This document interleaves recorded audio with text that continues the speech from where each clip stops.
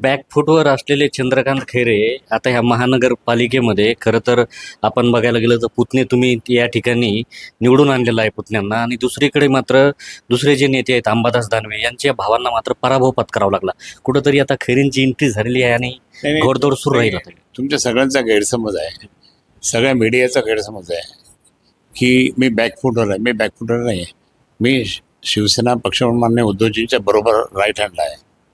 कधी पण पाहतो मी राईट हँडला आहे, आणि त्यांनी कधीही असं अविश्वास दाखवला नाही.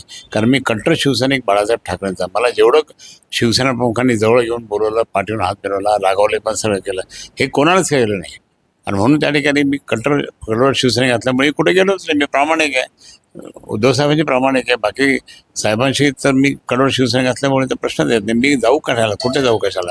आणि म्हणून ज्या पद्धतीने आता हे चाललं असेल त्या लोकांना कळलं खैरेसाहेब एकनिष्ठ आहे. आणि माझं एकनिष्ठ असल्यामुळे आपल्याला पद मिळो ना मिळो, आपलं काही असेल नसं, आपण जागेवर जाऊन नेते तर आहोत.